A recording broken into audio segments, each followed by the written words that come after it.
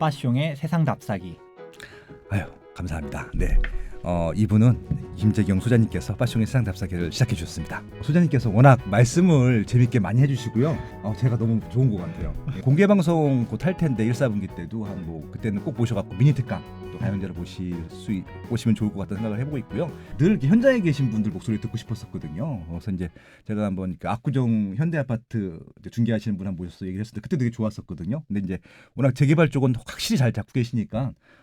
당장 좀 몇 군데 되게 궁금한 적들도 많아요. 지금 또 지난주에는 저희 IMF님께서 나오셔갖고 재개발 얘기해 주시면서 서울서 제일 저렴한 뉴타운이 신림 뉴타운이다. 정확하게 말하면 신림 뉴타운보다도 저렴한 거는 상계 뉴타운이 더 그렇죠. 저렴하고요. 신림하고 상계를 딱 말씀하셨거든요. 강남 쪽에서는 신림, 강북 네. 쪽에서는 상계. 한남 뉴타운고 좋은 건 다 아는데 맞아요. 돈이 없어서 못 가지. 12억이 들어갔는데 12억이 실투자금 12억이 뭐예요? 13억 들어가요. 그러니까 일반인들이 접근하기엔 그 정도 돈 있으신 분들은 벌써 한남 뉴타운 충분히 들어가셨을 것 같아서 조금 이제 비용 부담이 한남 뉴타운만큼은 아니더라도 조금 저희가 좀 도전해볼 만한 뉴타운들이 어떤 것들이 있는지 그런 것도 좀 여쭤보고 싶습니다. 그 동네에 있는 부동산들은 무조건 여기가 좋다라고 얘기하거든요. 맞아요. 한남 뉴타운은 어떻게도 얘기하냐면 무조건 한남 말고는 갈 데가 아니기 때문에 네. 영혼을 팔아서라도 한남에 들어와야 된다. 돈이 없는 사람들 그 얘기 해봤자 뭐 하냐는 거죠. 그 금액대에 맞춰서 좋은 데들이 있기 때문에 그에 대해서는 따로 다음에 기회 되면 얘기하면 좋을 것 같습니다. 아무튼 2020 부동산 경기 좀 하기 전에 근데 한남이 지금 제일 비싸긴 하잖아요. 그렇죠. 한남 성수가 양대 산맥으로서 쫙 가고 있어요. 비싼 만큼 비싼 값을 할까요? 저는 그렇게 보고 있습니다. 돈 있으면 가야 된다. 알겠습니다. 거기까지. 네, 여기까지. 네, 알겠습니다. 그럼 이제 2020 부동산 경기 전망 한번 시작해 볼 텐데 2019년도 시장을 한번 정리하고 가면 좋을 것 같아서 2019년도는 어떤 시장이었어요? 2019년도는 생각보다 주춤한 게 좀 있었다. 주춤한 게 있었다. 저는 이번 12.16 부동산 대책 나온 거를 보면서 차이 잘 됐다. 잘 됐다. 왜냐하면 부동산님이랑 강영훈 대표님 먼저 2020년도 경기 전망을 같이 찍으면서 얘기했었던 얘기 중 하나가 2020년도에 떨어질 요인을 못 찾겠다. 이런 얘기를 했었어요. 2020, 그러니까 2020에 떨어질 요인을 못 찾겠다? 네, 왜냐하면 올라갈 요인들만 있지 떨어질 이유가 없다. 이런 얘기들을 하면서 그러니까 강영훈 대표님도 이 얘기 좀 무서운데 이런 얘기를 했었거든요. 또 그분이 되게 또 이거 어떻게 보면 이렇게 좀 뭐라 그럴까 조금 보수적으로 보려고 하시는 경향들이 많으셔갖고요. 아마 더 그랬었을 것 같기도 해요. 네. 그러면서 안 그래도 이제 소장님께서도 얘기하셨잖아요. 애널리스트들이 뭐 2020년도 경기 전망 썼는데 1216 부동산 대책 나오면서 다시 수정하고 있다. 제가 이제 그 유진투자증권의 김열매 위원이라고 있어요. 그 리포터를 12월 첫째 주에 했더라고요. 그래서 괜찮아가지고 이제 그거 가지고 모시려고 이제 12월 말이나 1월 초에 모시려고 했었는데 중간에 11.6 대책이 나온 거예요. 그래서 조금 수정을 다시 해야겠다고 하셔가지고 2월 달에 모실 것 같아요. 그분은. 저는 오히려 이게 잘 됐다고 생각한 게 사실 2020년도 경기 전망 다 올라간다라고 해서 다 맞춰버리면 재미가 없잖아요. 그렇죠.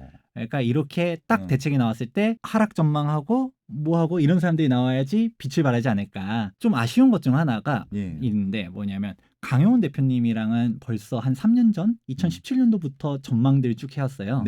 그때 썼던 게 2017년도 파리 부동산 대책 나왔었을 때도 불구하고 부동산 가격은 올라갈 것이다. 그 이유에 대해서 쭉 얘기했었고 9.13 대책 나왔을 때도 만나가지고 영향이 없을 것이다 얘기하면서 했었고 다 맞춰왔는데 아무래도 인지도가 낮다 보니까 이거를 빛을 못 발하니까 이번에 세상 답사기 나와가지고 영상 박제해가지고 향후 잘 맞춰왔는지 기록으로 차원에서 알겠습니다. 좋을 것 같은데 아마 오늘 방송이 역사의 한 페이지가 될 수도 있어요. 제 인생의 분기점 중 하나로 이제 빠숑님과 함께하는 아마 이제 성지 방송이 될 수가 있을 것 같습니다. 그러면 사족이 길었는데 2019년도가 어땠었냐라고 보면 통계에서 일부에서도 한번 얘기를 했었을 거예요. 양극화가 점점 더 심해진다라고 보고 있습니다. 파리 부동산 대책, 9.13 부동산 대책 결국 뭐냐 다주택자 억제 정책이거든요. 그렇죠. 그 와중에서 올라가는 데들이 있어요. 지방이라고 다 엮어서 갈 수는 없고 근데 여기서도 전체적으로는 무너지고 있었고 수도권이라고 해도 수도권 내에서도 명암이 너무 극심하게 갈리고 있고 그렇죠. 서울이라고 해도 다 올라가느냐? 올라는 갔죠. 근데 더 올라가는 곳과 적게 올라가는 곳 그거에 대한 양극화가 가면 갈수록 심해지는 그런 부분들이 있었다라고 보고 있고 실질적으로 서울 같은 경우는 2019년도 상반기 때 마이너스로 전환했잖아요. 상승률이. 제가 생각했었던 것보다는 그 텀이 좀 길었었어요.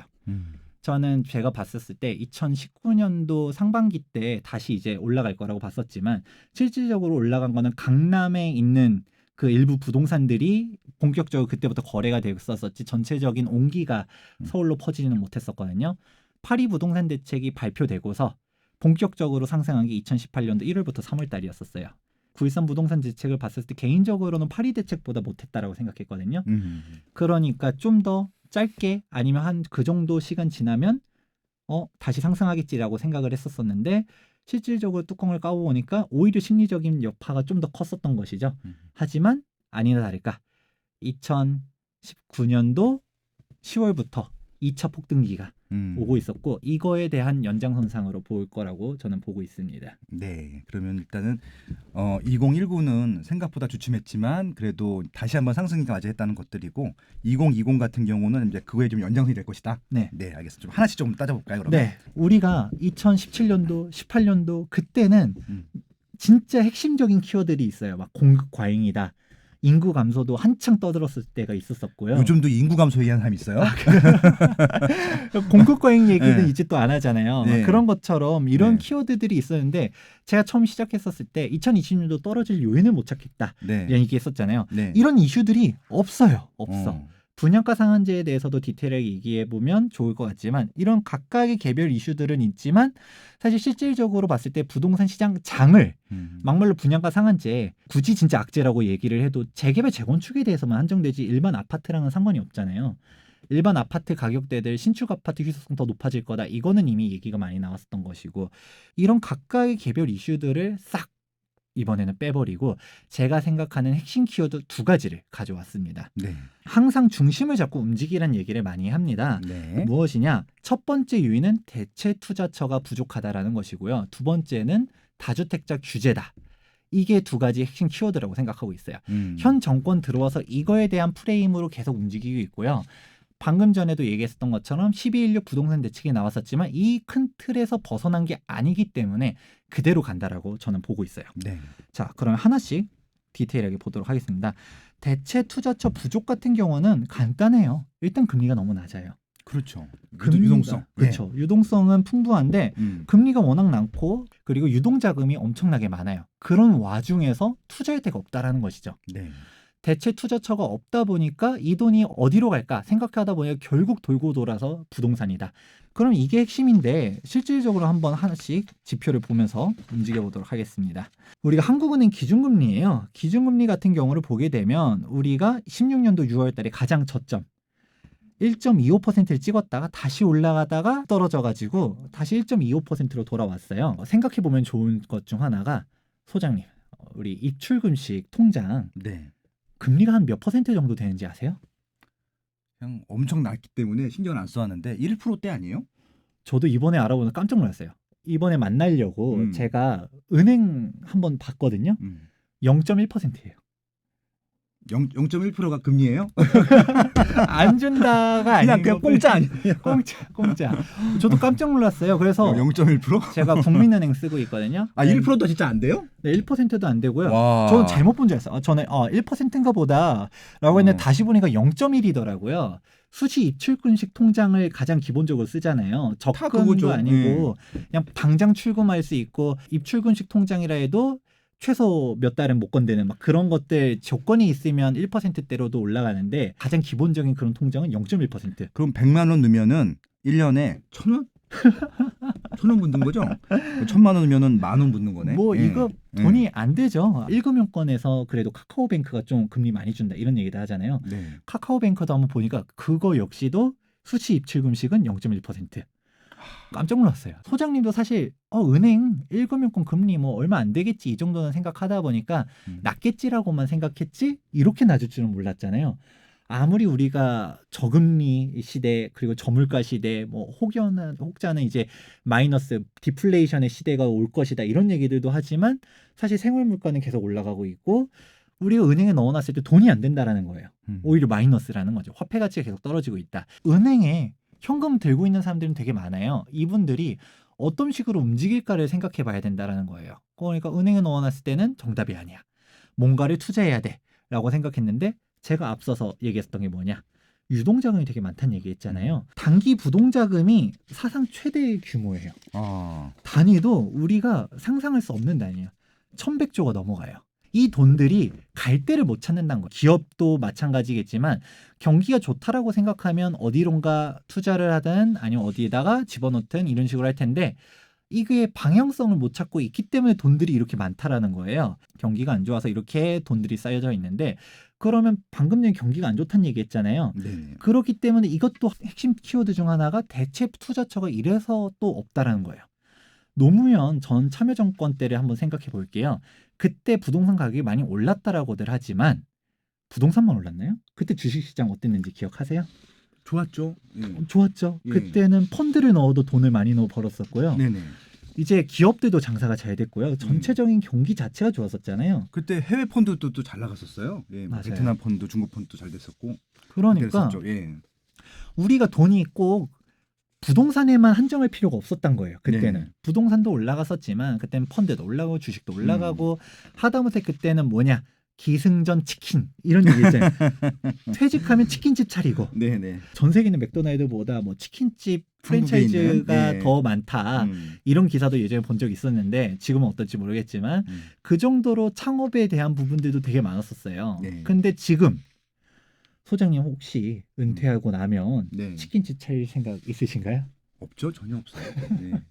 이게 현실이란 거예요. 자영업자들이 지금 무너지고 있다. 워낙 최저임금 늘어나고 예전에는 은퇴하면 뭐라도 해야지 이런 생각들이 있었는데 지금은 그런 생각 자체를 안 한다는 거예요. 그러니까 그러면 퇴직금 가지고서 뭐 몇 억이라든지 내가 은행에 넣어놓은 있는 돈이 있는데 1차원적으로 가장 먼저 얘기하자. 금리가 낮아. 은행 가지고서는 돈이 안 돼. 뭔가를 해야 되는데 주식 경기가 안 좋다라고 생각하는 시점에서 주식도 위험하고 펀드도 위험하고 사건 사고들도 요즘 많이 터졌잖아요. 그러니까 은행에서 추천하는 것도 못 믿겠고 이러니까 결국은 안전자산인 부동산으로 가자. 그래 실물자산으로 가자. 이런 식으로 가게 되는 근본적인 요인이 있다라는 거예요. 그리고 유동성이 풍부하다는 얘기, 단기 부동자금 얘기도 했지만 실질적으로 돈은 계속 풀리고 있어요. 네.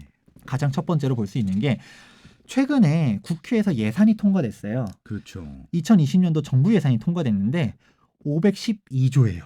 슈퍼 예산이라고 500조 처음 넘었다고. 그렇죠. 500조가 처음으로 넘었는데 우리는 그래도 부동산에 대해서 얘기를 하니까 보다 집중적으로 생각해 볼 수 있는 부분이 SOC 예산을 한번 좀 보면 될 것 같아요. SOC. 네. 그 전 정권 같은 경우는 계속적으로 SOC 예산이 늘려가다가 이제 민주당 정권이 그동안 비판했었던 것이 토목 정권이다. 그러면서 계속 비판했잖아요. 자기는 토목으로 부양하지 않겠다. 사상 처음으로 문재인 대통령님 집권하고서 SOC 예산이 감축이 됐었어요. 맞아요. 그랬는데 2019년도에 다시 늘렸거든요. 그렇죠. 경기가 안 좋으니까 결국 부양할 때 우리가 승수효과라는 표현을 써요. 경제학에서. 승수효과 같은 돈을 투입했을 때 가장 큰 효용을 얻을 수 있는 게 결국은 토목이거든요. 그렇죠. 가장 직접적이고 그러니까 결국 어쩔 수 없이 SOC 예산이 늘렸었고 이번 올해 역시 2020년도 정부 예산 자체도 SOC 예산이 확 크게 늘렸거든요.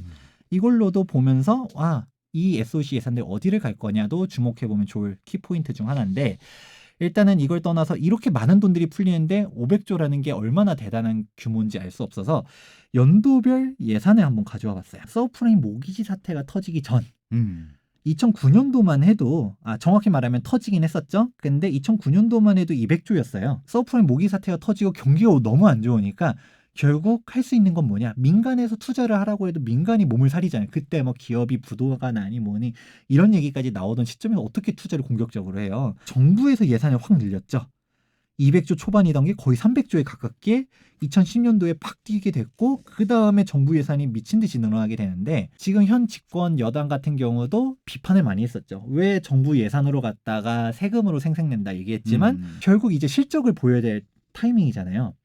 뭐 소득주도 성장이 맞다라고 생각하는지에 대해서는 뭐 각자 생각하는 바는 다르지만 일단 벌써 집권이 3년 차까지 들어왔기 때문에 그렇죠. 언제까지 전 정권 탓을 할 수는 없단 말이에요. 실적을 이제 보여줘야 되는데 성과가 안 나오니까 결국 하는 게 예산을 엄청나게 늘려내는 거예요. 이 돈들이 어디론가 풀리고 있다라는 거 생각해 볼 수 있는 포인트 중 하나고요. 그 다음 자료를 한번 보게 되면 우리가 통화량 같은 경우 생각하면 M2를 많이 얘기하잖아요. 광의 통화. 통화. 통화 같은 경우도 우리가 미국에서 양적 완화 그리고 일본의 뭐 세계의 화살해서 아베노믹스에서 엔화 엄청나게 찍어내고 이런 얘기들은 많이 하지만 사실 우리나라도 통화량을 엄청나게 늘려왔었거든요. 저도 이번에 통계 정리해 보면서 와 2000년대 초반만 해도 600조였었는데 지금 거의 3000조에 가까운 시대까지 왔다. 그럼 여기서 생각해 볼 수 있는 부분은 무엇이냐? 우리가 강남 반포가 이제 30억 시대에 돌입했잖아요. 네. 30억이 뭐예요? 반포 예. 아크릴 리버파크 같은 경우는 호가가 36억도 이렇게 나가고 있는데 우리가 봤을 때는 거품이 더 너무 비싸다라 생각하지만 그 당시 통화량이 올라간 것만 생각하면 사실 그렇게 우리가 거품이라고 말할 만큼까지 올라갔느냐? 우리가 통화의 가치가 낮아진 거잖아요. 그렇죠, 그렇죠. 그런 걸 생각해 보면 더 올라갈 여지가 있다. 통화량이 이렇게 풀리고 있다. 이런 부분도 생각해 볼 수 있고 단기 부동자금 얘기는 앞서서 먼저 했으니 넘어갈게요.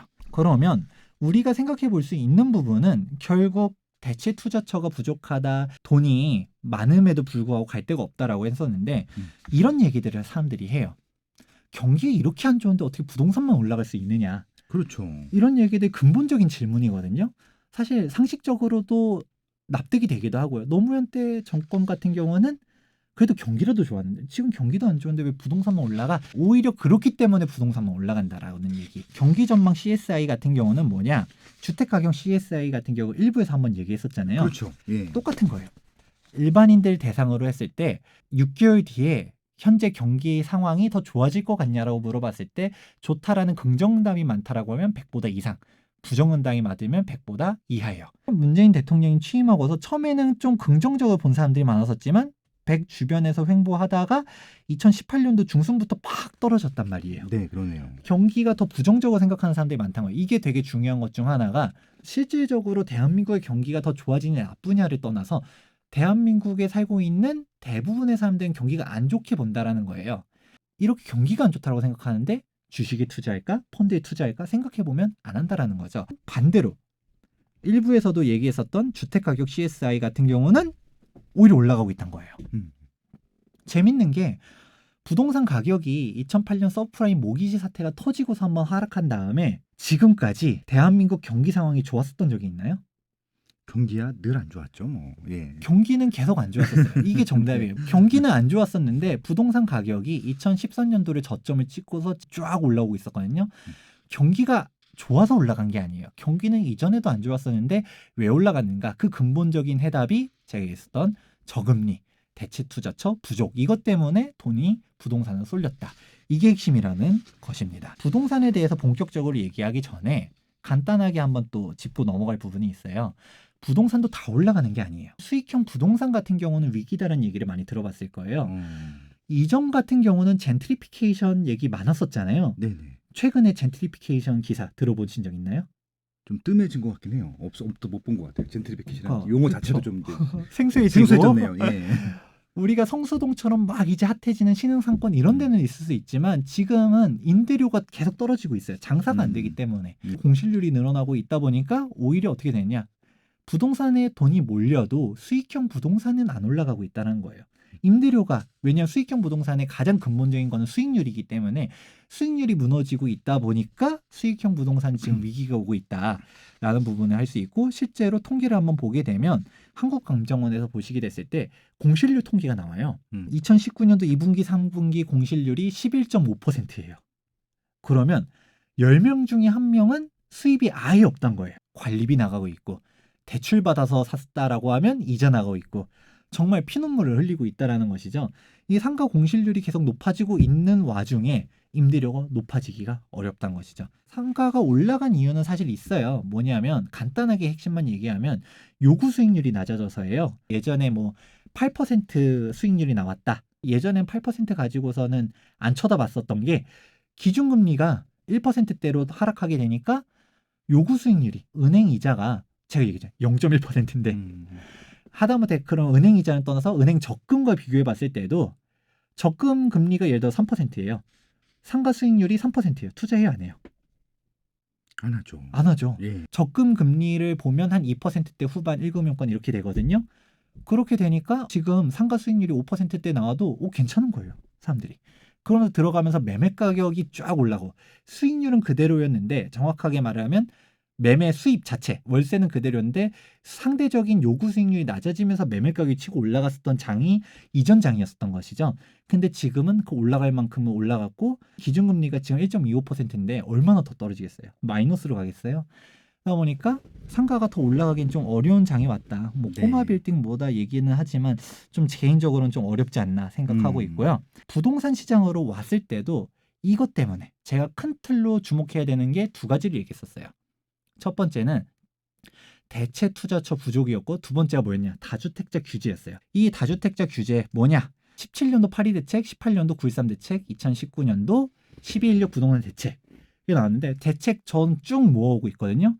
정확하게 이번 정권이 얼마나 대책을 많이 냈는지 그냥 열 몇 개 냈겠거니라고만 생각했었는데 기사에서 나오더라고요. 현 정권에서 내놓은 부동산 정책이 18번째래요. 그렇죠. 18번째. 18번째라는 얘기 보고서 와 이렇게 많이 냈어 할 정도로 했는데 결국 이게 뭐냐 정부의 부동산 대책 떠나서 하다못해 세법 개정안 2019년도 세법 개정안 보면 다주택자에 대한 부분들 혜택들 축소해 나가고 임대사업자에 대한 혜택 축소하고 이런 부분들은 계속 나오고 있거든요. 그런 부분들도 뭐 정책에 포함 안 시켰다라고 하면 그런 세법이 개정되는 부분들도 부동산 정책인 거예요. 이거는 한마디로 표현돼요. 다주택자 규제 억제 정책으로. 뭐냐 다주택자 너네 세금 더 내. 이 한마디인 거예요. 양도세 더 내, 종부세 더 내, 임대사업자 혜택 축소에, 장기보유 특별공제 혜택 축소에, 실거주 요건 맞춰, 그리고 대출도 더 이제 다주택자면 안 해줘. 다주택자 규제라는 프레임 하나로 모든 게 다 설명이 되는 거예요. 그러면 이거에 대한 영향이 어떻게 될까를 우리는 생각해 보면 되는 거예요. 시청자분들도 한번 생각해 보면 좋으실 것 같아요. 내가 집이 5채가 있다고 생각해 볼게요. 5채가 있는데 주택 수가 많다라는 이유 하나만으로 세금을 더 내게 지금 하고 있잖아요. 네, 네. 그럼 부담이 될까요, 안 될까요? 되죠. 되죠. 네. 그러면 선택지는 두 가지일 거예요. 뭐냐? 버티는 사람이 있을 거고요. 현 정권 지나가면 돼라고 버티는 사람도 있겠지만 또 부담 때문에 파는 사람들이 있겠죠. 그렇죠. 그러면 우리는 판다라고 전제를 해볼게요. 어떤 집을 파느냐? 가치가 떨어지는 집을 판다는 겁니다. 지방에 있는 집을 팔게 되고 경기권에 있는 집을 팔게 되고 서울이 여러 채라면 서울 외곽 지역을 팔지 절대 강남에 있는 집을 먼저 팔지 않는다는 거죠. 네. 강남에 있는 집마저 처분했다라고 하는 순간 아예 부동산에서 손을 떼는 거예요. 당장 우리 고위공직자들 얘기했잖아요. 네. 세종시에 있는 집을 팔고 잠원동에 있는 집 안 팔고 네. 이게 현실이란 거죠. 여러분들도 똑같이 갈 거예요. 지방 집값이 하락하는데 더 일조하는 부분이 이런 부분들 나타나는 것이죠. 그렇게 되니까 다주택자 규제로 인해서 가치가 떨어지는 집들을 팔게 되는 거고요. 이것 때문에 양극화가 나옵니다. 그러면 한번 통계를 실질적으로 보게 될까요? 저는 되게 유의미한 지표로 보는 것 중 하나가 2018년도 1월달 이 상승률이에요. 되게 재밌어요. 뭐냐? 파리 부동산 대책이 터지고서 17년도 하반기 때는 사실 좀 조용했었잖아요. 네네. 언제부터 뛰었냐? 2018년도 1월 달부터 미친 듯이 뛰기 시작했는데 1월 달 보면 딱 상위 10개 구를 이렇게 파란색으로 칠해놨는데 보면 강남 4구, 마용성, 광진구, 동작구, 양천구 다 어딜까요? 서울 중심 지역들. 미친 듯이 뛰어올랐다라는 것이죠. 다 투기 지역 아니에요, 여기다? 그렇죠. 투기 지역들. 야. 중심 지역 올라는 되게 재밌는 게 성동구랑 청계천을 끼고 있는 바로 동대문구만 하더라도 성동구 2% 넘게 올라갈 때 동대문구 0.74%. 우리가 노도강 얘기하잖아요. 노원구 0.15%, 강북구 0.15%. 외곽 지역들은 더 안 올랐다라는 것이죠. 서울 내에서도 중심 지역이 먼저 뛰어오르는데 네. 이 얘기가 무엇이냐? 간단해요. 다주택자를 억제하다 보니까 어떤 식으로 나오냐? 지방 부동산들을 팔아요. 그러면 우리가 어떤 식의 메커니즘이 벌어지게 되냐면 지방 부동산을 팔았어요. 근데 지방 부동산도 마냥 싸진 않거든요. 그래도 막 몇 억씩 하잖아요. 팔고서 통장에 쌓여놓고 보니까 원점으로 회귀하는 거죠. 이 돈을 가지고서 할 게 없는 거야. 경기가 안 좋으니 주식에 투자해? 안 돼. 그러니까 원점으로 돌아서 부동산에 해야 되는데 서울 중심지는 올라간대. 서울 중심지로 몰리는 거예요. 그런데 지방에서 살던 사람들이 서울에서 투자하려 했을 때 우리는 노원구 하면 학군 좋다 뭐다 이런 얘기도 하지만 은행 사거리 해가지고 학원가들 밀집돼 있고 이런 것들 생각해도 그 사람들은 노원구가 어딘지도 몰라요. 그렇죠. 여기 가보지 않은 사람 생각보다 많을 그렇죠. 거예요. 노원구를 지도를 찍어주면 왜 이렇게 멀어? 이럴 거예요. 예. 그렇게 생각하다 보니까 사람들이 여기를 가는 게 아니라 중심 지역 강남 3구 반포 압구정 들어봤어 이렇게 들어오는 거예요. 근데 반포 압구정 보니까 비싸, 돈이 안 돼. 그러면 강남을 보고 서축을 보고 송파구를 보고 했는데 안 돼. 그럼 마용성을 보고 이런 식으로 퍼져나가는 게 그대로 간다는 거예요. 그러면 바로 다음 통계 자료 한번 보도록 할게요. 네. 서울 중심 지역부터 올랐다는 얘기 했잖아요. 네. 근데 파리 대책으로부터 1년간의 누적 상승률을 한번 볼게요. 그러면 일단 서울이기만 하면 다 올랐어요. 노도강 얘기했지만 노원구 9.35%, 도봉구 9.53% 많이 올라갔죠. 네. 하지만 역시 누적이잖아요. 누적 상승률이기 때문에 다시 보았을 때 강남 4구, 마용성, 양천구, 영등포구 상위 10개구. 결국 올라간 데를 보면 서울은 올라갔다라고는 하지만 결국은 강남 4구, 마용성 이런 식으로 중심 지역이 더 올라갔었다. 양극화가 서울 내에서도 더 벌어지고 있다는 것을 알 수 있죠.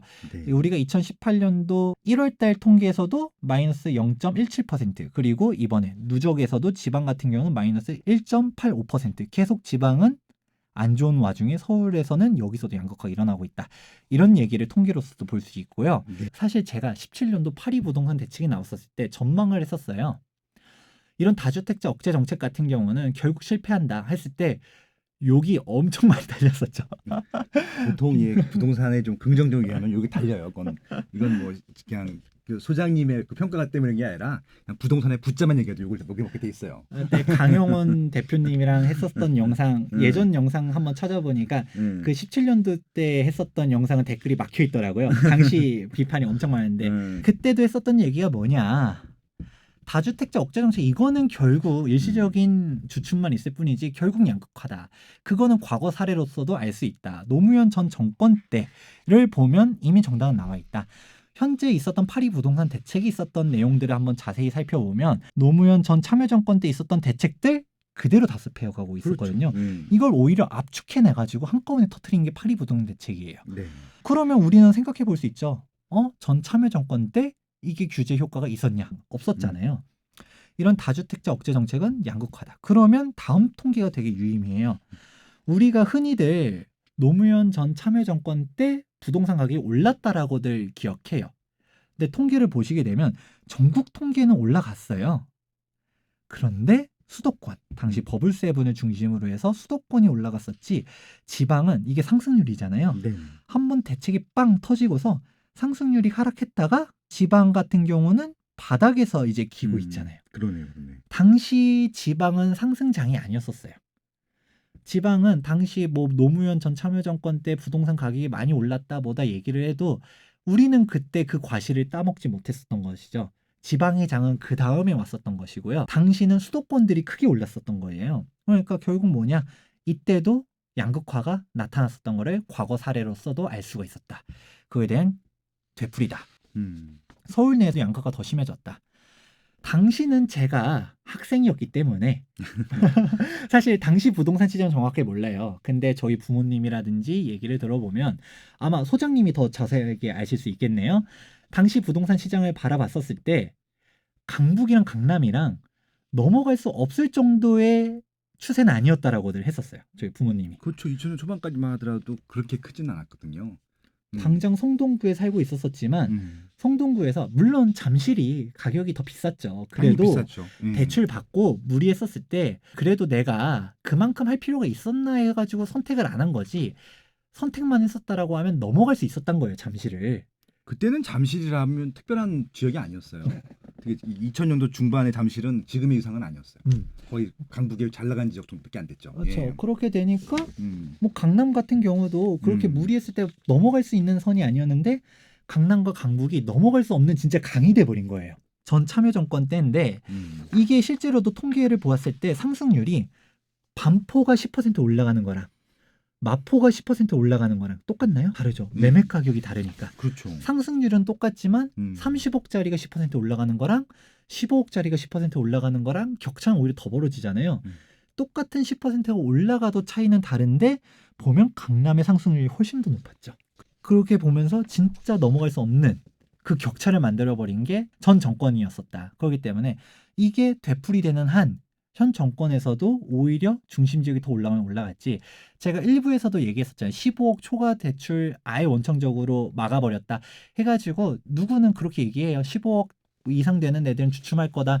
일시적으로 주춤할 수는 있죠. 근데 그렇죠. 거기가 결과론적으로 보면 더 올라갈 것이다.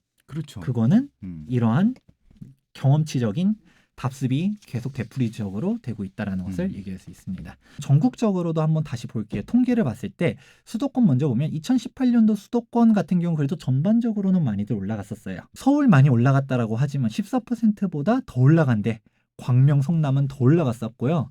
과천, 안양, 하남 이런 데들은 서울 못지않게 그래도 남부럽지 않게 상승을 했었던 것이죠.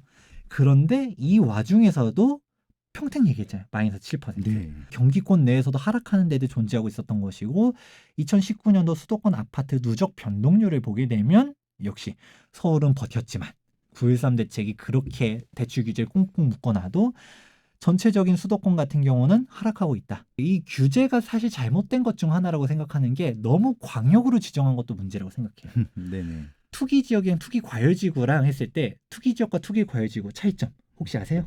어떤 게 있나요? 없어요. 되게 재밌는 게 없어요, 진짜. 그러니까 투기 과열 지구에 대한 규제는 그대로 다 똑같이 적용되고 투기 지역이라고 해서 네. 실질적으로 우리가 영향받을 수 있는 게 없어요. 그래서 전에 파리 칠 때 동대문구라든지 추가적으로 서울의 투기 지역을 더 지정을 했었잖아요. 4개 구를 더 지정했었죠. 그때 저희가 얘기했었던 게 호재라고 얘기했어요. 정부가 공식 인정한 부동산 가격 상승 지역이다. 투기 지역은. 그렇게 얘기할 정도로 네. 차이점이 없는 거예요. 이게 사실 파리 대책 때만 해도 그러면 우리가 투기 지역, 투기 과열지구에 대한 차이점은 뭐였었냐? 파리 부동산 대책 때 대출에 대한 차이점이 하나 있었어요. 네네. 서울이었을 때 뭐 투기 지역 같은 경우는 이제 세대당 한 건밖에 대출이 안 되게. 그렇죠. 투기 과열지구 같은 경우는 그래도 한 건의 대출이 있었어도 추가 한 건은 할 수 있도록 돼 있었거든요. 근데 그게 9.13 부동산 대책이 나오면서 아예 싹 사라졌죠. 그렇구나. 하나가 있었는데 그것까지 다 똑같아졌구나. 더 강력한 규제가 나오면서 네. 차등을 없애버린 거예요. 근데 여기서도 문제가 투기과열지구랑 조정대상 지역 간의 차이는 좀 있어요. 네. 9.13 부동산 대책이 나오면서 이 차이마저도 확 좁혀버렸어요.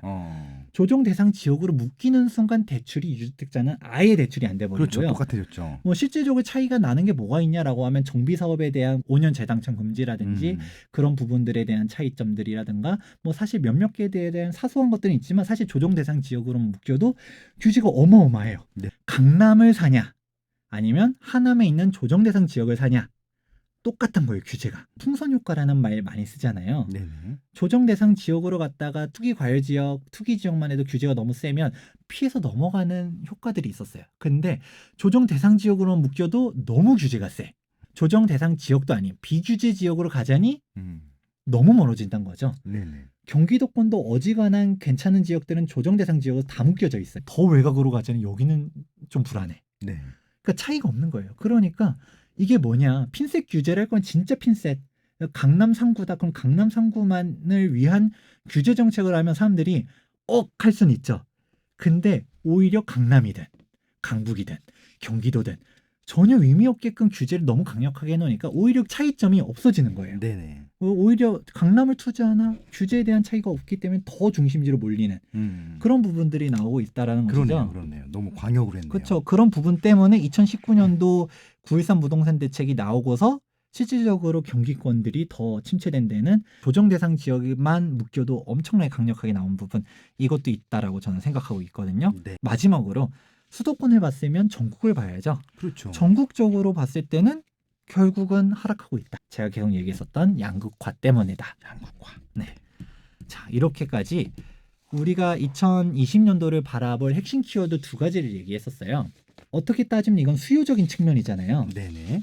또 수요적인 측면만 얘기하면 좀 아쉬우니까 네. 공급에 대한 얘기를 그래도 짤막하게 얘기는 한번 해볼게요. 또 이것도 궁금해하시는 분이 많을 것 같아요. 그렇죠? 네. 근데 공급은 사실 현 정권 정책에 대한 비판 중 하나는 너무 수요 억제만 한다가 정책의 비판이었어요. 공급에 대한 대안이 없다. 이런 비판들이 많았었는데 그러면 공급량 같은 경우는 공급 과잉 얘기 근래 들어보신 적 있나요?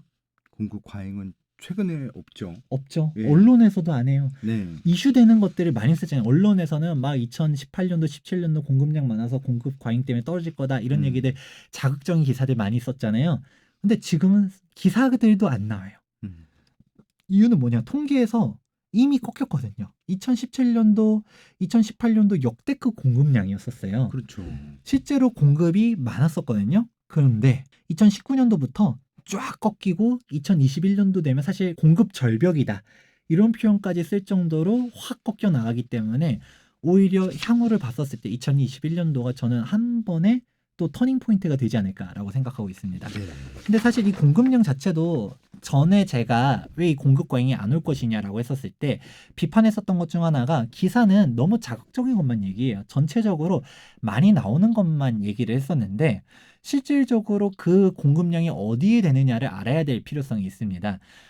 전국적으로는 역대 최고치는 맞아요. 근데 이 공급량이 서울이 얼마나 되는지 경기도에 얼마나 되는지 봐야 된다는 거죠. 왜냐하면 결국 공급이라는 거는 수요 공급이잖아요. 인구 대비 공급량이 얼마나 되느냐를 봐야 되는데 사실 실질적으로는 지방이 더 많았었다라는 것이죠. 그렇죠. 그 서울 같은 경우는 뭐냐? 부도심이잖아요. 빈택지에다가 막 짓는 게 아니라 재개발 혹은 재건축 이렇게 지어지는 거예요. 대표적으로 송파 헬리오시티가 현재까지 지어진 재건축 단지 중에서 단일 규모로 가장 크다. 송파 헬리오시티 입주할 때도 뭐 입주 대란 올 것이다. 뭐 집값 떨어질 것이다. 이렇게 떠드는 사람들도 많았었잖아요. 네. 근데 핵심은 뭐냐? 이걸 광고하고 있던 거죠. 송파 헬리오시티가 9,510세대예요. 거의 맞습니다. 1만 세대에 가까운 단일 규모 최대 재건축이다 이랬었는데 거기 일반 분양 세대 수가 1,500세대 정도밖에 안 됐어요. 맞아요. 얼마 안 됐습니다. 네. 그럼 실질적으로 우리가 시장에 풀리는 늘어나는 세대 수는 뭐냐? 1,500세대. 여기서 한계가 나오는 9,510세대짜리를 지어도 1,500 정도밖에 안 늘어나는데 세대 수가 2,000세대짜리, 1,000세대짜리, 500세대짜리 여기에 대해서는 얼마나 늘어나겠냐는 거예요. 실질적인 순공급이 적었었던 것이고 오히려 17년도, 16년도, 17년도 통계를 보면 멸실주택 숫자가 훨씬 더 많았었거든요. 서울은. 계속 재개발, 재건축 이주하면서 철거되는 주택 숫자가 더 많았었던 거를 사람들이 광고하고 있었던 것이고요. 근데 표면적인 공급량 자체도 줄어들고 있어요. 보면 그래도 19년도, 20년도까지만 해도 좀 있어요. 당장 강동구만 해도 올해랑 내년도에 16만 세대 입주한다 이런 얘기 하잖아요. 근데 되게 잘 버텨주고 있거든요. 오히려 저는 강동구는 사실 더 좋아질 거라고 보고 있었지만 네. 그래도 하남 미사 같은 경우는 약간 좀 영향을 받지 않을까도 생각했는데 미사도 되게 잘 버텨주고 있어요. 그런 것들 보면서 아 이게 실질적인 시장의 힘이 되게 있구나라고 보고 있었는데 그마저도 2021년도가 되면 팍 꺾인다는 거죠. 공급이 그러네요. 절벽 수준에 가까우게 돼. 2020년도가 되면 이제 이 얘기가 본격적으로 나올 거거든요. 2021년도에 실질적으로 생각해 보면 입주할 게 별로 없어요. 그러면 우리는 정답은 나와 있죠. 그렇죠. 이때 또 올라갈 것이다. 임대사업자를 좀 예의주시할 필요가 있어요. 제가 세무 상담을 하다 보면 임대사업자를 되게 싫어해요. 네. 임대사업자를 내는 순간 세법적으로 영향받는 게 되게 많거든요. 정말 복잡해져요. 제약도 엄청 많아지고요. 이거에 따른 규제들, 혜택들도 소급해서 없애는 부분들도 많고 임대사업자들도 알아두면 되게 복잡해요. 세법적으로. 임대사업자에 대해서 핵심적으로 알아둘 부분은 뭐냐? 못 판단 거예요. 못 못 팔죠. 이게 제일 치명타죠. 못 그쵸. 파는 게 8년 동안. 공급 절벽을 이끌어내는데 얘네들도 한몫한다라는 거예요. 우리가 유의미하게 볼 지표는 2017년도, 2018년도 임대사업자 등록량이에요. 2019년도부터는 사실 실질적으로 임대사업자의 혜택들이 다 없어졌기 때문에 등록자가 확 줄어들었어요. 근데 2018년도까지 등록한 사람이 40만 7천 명. 제가 마지막 최근 통계를 확인해 봤거든요. 2019년도 11월 기준으로 47만 2천 명이 임대사업자를 등록한 거예요. 어마어마하잖아요. 근데 여기서도 나눠지는 게 일반 임대사업자를 낸 게 4년짜리. 근데 실질적으로는 5년이에요. 지방세는 4년인데 국세는 5년이기 때문에 실질적으로 5년이고요. 지금은 다 중공공 임대사업자로 가고 있어요. 그게 8년. 근데 이것도 실질적으로 8년까지 등록했으면 혜택 다 받으려면 10년짜리거든요. 10년 동안 못 팔아요. 이 사람들이 과태료 5천만 원씩 나오고요. 과태료도 많이 올라갔죠. 옛날에. 아, 정확하게 말하면 과태료가 원래 1,000만 원이었는데 2019년도 10월 달에 3,000만 원 늘렸어요. 근데 2019년도 세법 개정안에서 얘를 5,000만 원까지 늘리겠다는 발표는 이미 했었어요. 이제 이거 또 순차적으로 5,000으로 늘려 나가겠죠. 네. 지금은 3,000이에요. 여기서 웃긴 거가 그러면 2만은 47만 명. 그러면 여러 채를 임대사업자 냈었으면 가구 주택 수는 훨씬 더 많겠죠. 이 많은 세대수들이 전매가 금지돼요. 그렇죠. 전매 금지죠. 전매가 금지되다 보니까 그러면 시중의 물량이 확 잠김 현상이 나온다라는 것이고 그러면 또 1차적으로 알아볼 수 있는 거는 그래도 2017년도 파리 부동산 대책에서 어떤 게 핵심이었냐? 임대사업자 혜택이 4년짜리 단기랑 8년짜리 중공공이 있다 했는데 단기를 확 혜택을 없애버렸어요. 그 마지노선이 언제였냐? 2018년도 3월까지 등록한 사람들에 한해서 혜택을 줬어요. 단기 혜택을. 그쵸. 그렇기 때문에 지금 보면 18년도 3월 달에 임대사업자 등록한 사람이 엄청나게 많잖아요. 네. 이 한 달만 해도 35,000명. 음. 이렇게 많은데 그럼 이 사람들이 혜택이 풀리는 거는 5년이라고 했었어요. 실질적으로 양도세 혜택을 받으려면 5년 동안 임대사업자를 유지해야 되기 때문에 그러면 18년도로부터 5년까지면 언제일까요? 그러면은 2023년도. 그렇죠. 2023년도가 절정이 될 거란 거예요. 정확히 말하면 2023년도 때 임대사업자에 등록한 사람들이 전세 금액도 5%씩밖에 상한도 못 올려 그렇죠. 재산권 침해 다 받고 있었었는데 드디어 팔 수 있는 때가 왔어요. 그러면 팔겠죠. 네. 팔 텐데 그러면 그때 물량이 한 차례 쏟아질 수가 있어요. 그러면 2023년도가 저는 분기점 중 하나라고 보고 있는데 여러분들이 한 차례 팔 타이밍을 본다라고 임대사업자만 놓고 본다면 매물 잠김이 가장 극심해지는 시기는 2021년도와 2022년도다. 그러네요. 현 데이터 상으로 봤을 때는 일단 올라간다라고 보고 있는 거고요.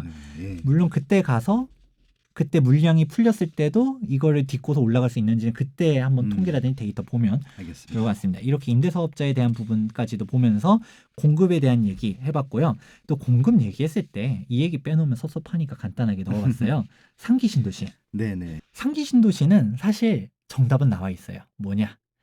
상기 신도시 추가 지정 브리핑 할 때 기자회견에서 김현미 국토부 장관님 이거 이번에 지정된 것들 보면 서울 다 동쪽 아니면 서쪽인데 지금 집값은 강남이 이렇게 비싼데 강남 집값 잡기에는 좀 부족한 거 아닌가요? 라고 했을 때 뭐라고 얘기했는지 혹시 기억나세요?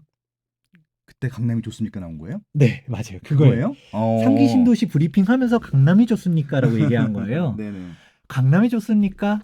이렇게 얘기한 거잖아요. 강남 집값을 잡을 생각이 없었던 것이죠. 과천이 있긴 하지만 사실 신도시라고 얘기하기는 7,000세대밖에 안 되기 때문에 영향이 적죠. 그러면 상기 신도시가 어떤 영향을 펼칠까라고 생각해 보면 정답은 나와 있어요. 뭐냐면 강남 집값을 잡는 게 애초에 아니었던 거예요. 실질적으로 우리가 강남 이남으로 갔다가 개발하려고 해도 개발할 수 있을 만한 땅들이 더 없어요. 그린벨트를 더 풀지 않는 이상. 그렇죠. 일산은 주춤한데 분당만 날라올랐었던 게 강남 접근성이다. 그러면 우리가 2기 신도시에서도 보면 위례 신도시가 올라가고 판교 신도시가 성공한 거는 결국 강남 접근성 때문이었거든요. 현 정권에서는 자족 기능을 얘기하면서 판교 테크노밸리의 뭐 2점 몇 배 그런 기능을 만들겠다 하면서 하지만 사실 기업들이 관치예요. 세종시 가라고 하면서 그냥 가고 지방 가라고 해서 가고 이게 아니잖아요. 그렇죠. 그게 요인이 있어야지 갈 텐데 사실 판교까지 간 이유도 그게 강남과의 접근성이 좋기 때문에 그게 성공한 건데 택지지구만 엄청나게 많이 만들고 그 다음에 기업도 들어갈 수 있는 구역들을 많이 만들었다 해도 아파트야 되겠지만 기업들이 과연 얼마나 갈 것인지도 사실 좀 의문사항 중 하나고 이런 부분이 나오면서 혜택을 받는 것 중 하나 사실 서울 집값은 못 잡는다. 상기 신도시에 지정되니까 어디서 반대를 많이 했었죠? 그 뒤에 있는 신도시 주민들이 많이 그렇죠. 반대했었죠. 2기 신도시 그리고 네. 1기 신도시 중에서도 특히 일산. 네. 왜? 일산이 이제 좀 지나가다 보면 상기 신도시 입주할 때쯤 되면 얘네들도 이제 30년 차가 될 거란 말이에요. 네. 근데 고향 창릉에 38,000세대. 어마어마하죠. 38,000세대가 서울에서 더 훨씬 가까운데 신축 아파트 대단지가 들어오게 되면 타격은 결국 어디가 받느냐? 경기권 내에서도 휘비가 더 갈린다라는 것이죠. 이렇게 되니까 경기권도 사실 잘 보고 가야 된다라고 저는 생각하고 있고요. 결국 서울 집값 잡는 게 아니다. 그쵸. 그리고 경기권 내에서도 어떤 식으로 영향이 펼칠지는 좀 예의주시할 필요성이 있다라고 정리해 볼 수 있습니다. 2020년도 경기 전망을 하면서 수요에 대한 부분에서 가장 큰 틀에 대해서 두 가지. 대체 투자처가 부족했었고 그리고 다주택자 규제 때문에 이렇게 움직이고 있었다. 큰 틀을 얘기했었고요. 네. 그리고 공급에 대해서 좀 간단하게 좀 얘기를 해봤었는데 결국 그럼 2020년도 어디를 투자해야 되느냐라고 네. 하면 딱 세 가지만 기억하면 올라간다라고 그동안 예전부터 얘기해 왔었거든요. 어디예요, 그게? 뭐냐? 네. 첫 번째 일단 서울시기만 하면 돼요. 서울시. 야. 가능하면 투기 지역, 즉 중심지로 와라. 특이죠. 정부가 인정한 부동산 가격 상승 지역인 네. 투기 지역으로 와라. 네. 두 번째 아파트를 사야 된다. 다세대, 빌라, 오피스텔, 오피스텔. 상가 네. 이런 거. 상가는 앞서서 얘기했었고 이제 다주택자 규제 억제 정책이 나오다 보니까 네. 이게 주택수에 따른 양극화가 똑같이 일어나고 있어요. 네. 그러니까 지방 지역별 양극화도 있지만 똑같은 서울이라 하더라도 지금 아파트가 미친 듯이 올랐었던 거지 빌라 가격이 미친 듯이 올라간 게 아니란 말이에요. 네. 빌라 가격은 계속 좀 그대로 있어요. 다른 사람들은 이렇게도 얘기해요. 빌라 가격 입지는 똑같은데 이렇게 싸니까 사야 된다라고도 얘기하지만 우리가 실제로 보는 게 근본적으로 왜 빌라가 계속 이 가격이었는가를 생각해 봐야 되는 거고요. 네. 마지막으로 25년 차 이내 같은 경우는 핵심만 얘기하면 재건축 초과이익 환수제 때문이에요. 재건축이 제가 봤을 때는 한 10년 정도는 답이 없다라고 보고 있어요. 네. 굳이 재건축 프리미엄이 붙어있는 아파트를 살 필요는 없다. 나중에 정권이 바뀌고 재건축에 대한 부분이 좀 완화가 되면 그때 들어가도 늦지 않다라고 보고 있습니다. 그렇게 세 가지만 기억하더라도 된다. 지방도 올라가요. 대표로 지금 부산 같은 경우는 엄청나게 올랐잖아요. 네. 동래구, 수영구, 해운대구. 그렇죠. 그런데 이런 부분들 같은 경우는 좀 더 지역적인 분석이 필요해요. 그거는 여기 빠숑의 세상 답사기를 통해서 오면서 뭔가 경기권도 살아남는 지역들 있고 지방도 올라가는 데들도 있잖아요. 그거는 이렇게 보다 인사이트를 키워서 가면 되지만 내가 실패하지 않는다라고 하면 일단 서울 아파트 25층 이내 세 가지만 충족해도 계속 올라간다. 이렇게까지만 얘기하면 너무 쉽게 얘기했잖아요. 서울 세 가지만 했지만 서울시고 아파트 25년 차 너무 많잖아요. 너무 많죠. 어디를 가야 되느냐? 우리가 아파트를 투자를 하게 되면 사실 어디를 가느냐? 보다 중심지로 가는 얘기를 많이 하는데 평당 가격을 준비해봤어요. KB 시세 기준으로 해가지고 평당 가격을 했는데 강남, 서초 여기는 평당 5천이 넘어가게 되고요. 그리고 송파가 4천, 용산은 사실 마용성 하지만 가격대가 오히려 송파급에 가깝게 움직이고 있거든요. 평당으로 얘기하면 사실 감이 잘 안 오잖아요. 그래서 매매 가격으로 바꿔봤습니다. 이렇게 매매 가격 보면 서초 강남은 16억, 17억 이렇게 되고 있고 송파가 13억, 용산은 12억 4천, 성동, 마포 이렇게 봤을 때 성동이 10억 3천, 마포가 9억 9천 이런 식으로 되고 있는데 여기서 보면 제가 색칠을 해놨잖아요. 강남, 상구, 용산까지 해서 빨간색으로 그 다음에 강동, 성동, 마포, 양천 이렇게까지를 그룹 2라고 할게요. 영등포구, 동작구, 종로구, 중구, 광진구 이렇게가 그룹 3. 강서, 서대문, 성북, 동대문구 이렇게 그룹 4. 나머지가 그룹 5. 뱀의 머리보다는 용의 꼬리를 가라 이렇게 얘기하거든요. 용의 꼬리가 우리가 썩어도 준치라고 더 올라가요. 그러면 이렇게 생각하는 거죠. 당연히 용의 머리면 좋죠. 반포 갈 수 있으면 좋죠. 반포 신축 갈 수 있으면 가는데 돈이 안 되면 구축을 보는 거고요. 강남에 구축 안 되면 마용성의 신축 보고 안 되면 마용성의 구축 보고 그렇고도 안 되면 광진구라든지 뭐 영등포구 동작구 신축 보고 구축 보고 그다음에 동대문구 신축 보고 구축 보고 이런 순서대로 가는 거예요. 그건 실질적으로 통계를 봤을 때 양극화 현상이 계속되고 있는 현 정권 2017년도 1월 달부터 해서 쭉 한번 도표를 한번 그려봤어요. 보면 이 그룹이 안 바뀌어요. 그러네요. 안 바뀌네요. 안 바뀌어요.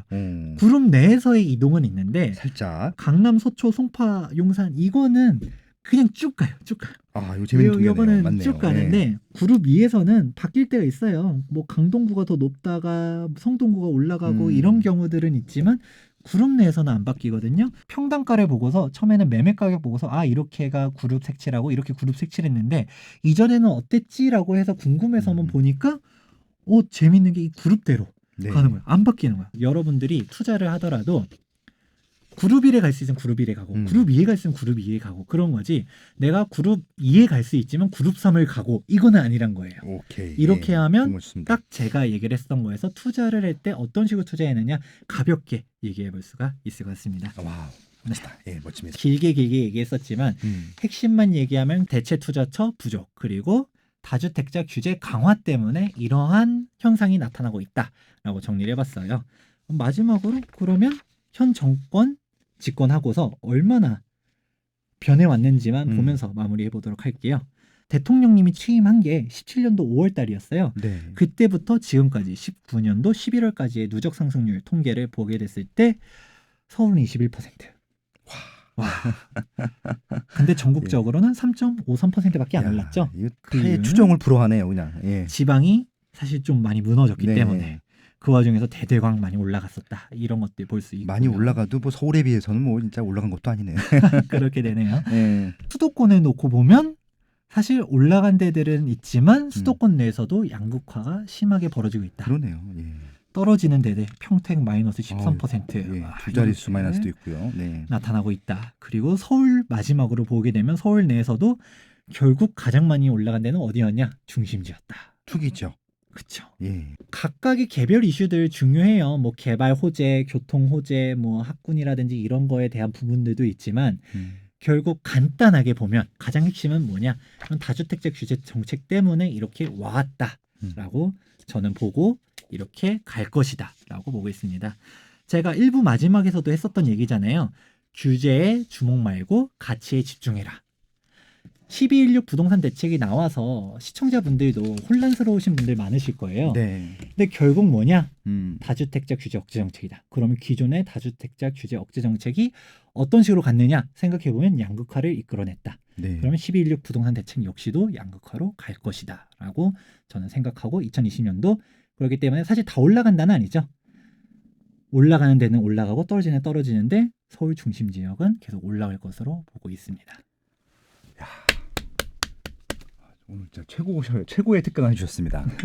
네, 편한 마음으로 2020 시장을 맞이할 수 있을 것 같은데 지금 아까 말씀하신 흔들리지 않은 중심을 두 가지를 말씀해 주셨던 것 같아요. 그거 가지고 좀 내년 좀 제대로 된 좀 어떻게 보면 실거주 투자를 할 수 있을 것 같아서 다시 한번 감사의 말씀을 드립니다.